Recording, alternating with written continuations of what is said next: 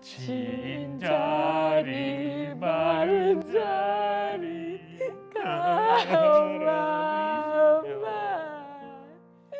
어머니! 뮤지컬을 해? 쇼를 한다, 쇼를 해. 원장님, 이거 쇼 아닙니까? 네, 뭐 그렇게 보일 수도 있고. 뭐라고요? 아이고, 아닐 수도 있고요. 예. 지훈아, 너는 동생이 이 형한테 말버릇이 그게 뭐니 그게? 아니 도련님 말이 좀 심하시네요. 원장님 그쵸? 네, 그래도 형이고 형수님인데 조금.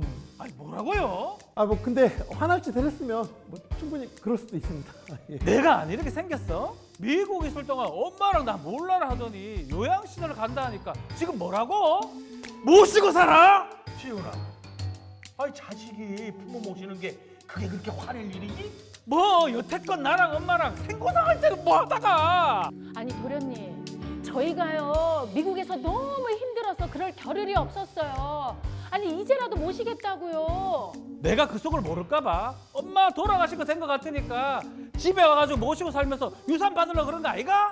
지훈아, 너 왜 그렇게 매사 삐뚤게 생각을 하니? 응? 원장님, 저희 어머니 해서 준비해 주세요.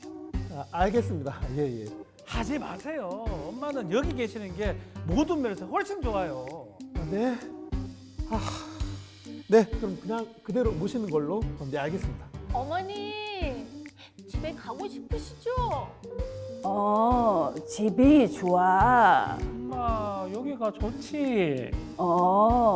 여기가 편하지. 원장님, 집에 가게 퇴소시켜 주세요. 네? 예, 알겠습니다. 하지 마세요. 여기 계실 겁니다. 네. 집 요양원! 집 요양원!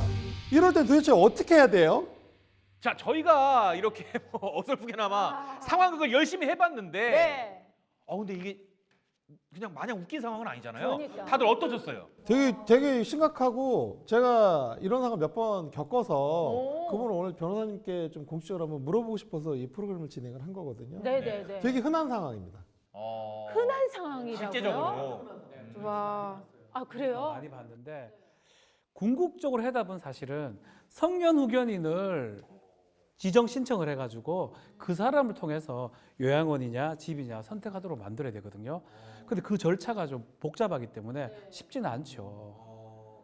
성년 후견인은 어떤 분들이 한다 그러셨죠? 성년 후견인은 뭐 원래 예전에는 지금처럼 장남, 차남 본인이 하겠다고 할 수도 있지만 이렇게 분쟁이 좀 있다면 제3자한테 시킬 수가 있습니다. 뭐 의사라든지 변호사라든지 사회복지사라든지 이런 분들이 지정이 됩니다. 가정법원에서 지정을 해주고 그 사람이 어머니의 어떤 요양 부분들을 판단하게 만드는 것입니다. 의 대표님, 여기 그 상황극에는 안 나와 있지만 좀 디테일하게 들어가자면 그 미국에 있는 형이 나 몰라라 하긴 했지만 일정 금액은 꾸준히 보내줬다. 그럼 뭐가 좀 달라지나요? 그게 대부분은 안 보내주는 경우들도 많고요. 이게 실은 케이스가 너무 많아요. 계신 어르신이 치매가 있느냐 없느냐에 따라서 다르고 형제가 둘뿐인 경우에도 다르고 셋 넷일 경우 다르고 돈을 누가 부담했느냐에 다르고 근데 시설에 계신 원장님들은 그런 사안과 관련된 전문 지식이 없다 보니까 자녀들이 와서 뭐 누구는 데리고 가겠다, 누구는 계속 모시겠다 할 경우에는 어떻게 될지 몰라갖고 저희 편안이한테 많이 문의를 하시거든요. 근데 뭐 그렇다 보니 오늘 케이스를 모두 얘기는 할 수 없지만 이런 케이스에 변호사님 어떤 건가요? 기본적으로는 저는 그렇습니다. 뭐 비용을 부담했고 안 했고 이것도 중요한 요소 중에 하나긴 하지만 그걸 떠나가지고 다수결에 좀 맡기는 게 맞는 것 같아요. 지금 성년 후견인이 없는 이상 요양원 입장에서는 자녀가 3명 있다 그러면 2명 의견이 다수잖아요. 그 2명 의견대로 하는 게 맞지 않을까. 근데 사실은 결국은 이게 법 규정 같은 게 없기 때문에 기본 민법 원칙으로 가는 거고요. 안 되면 부양하는 그 자녀들의 다수 의견로 가야 되지 않을까 생각합니다. 근데 여기서 이제 실질적으로는 문제가 2가지가 있는데요. 다수결이 안 되게 이제 자녀들이 짝수인 경우에는 내실 어떻게 할 거냐의 문제고 예를 들어서 또 그거죠. 네. 요양원의 이제 책임 문제인데요. 다수결을 했잖아요. 그러면 이제 원장님은 다수결로 해갖고 본인 보는 앞에서 2명은 한다, 1명은 안 한다고 해서 보내드렸는데 나머지 1명이 그걸 갖고 이제 이슈나 소송을 제기를 그러니까 하면 가장 바람직한 모습은 전원이 동일해서 갖고 오는 거겠죠. 근데 그거 거의 가장 바람. 근데 그 불가능한 경우가 근데 지금 엄청 가장 많습니다. 뭐 그런 게 지금 오늘 우리 그 사례도 그렇지만 장남이니까 우선한다 이런 건 없습니다. 없어요. 차남이니까 좀 떨어진다. 딸이니까 안 된다. 뭐 아들이니까 더 우선한다. 이건 없습니다. 그러면 제가 이제 이 방송을 보시는 요양 원장님들한테 해결답을 주기 위해서 딱 제일 어려운 케이스를 좀 여쭤볼게요.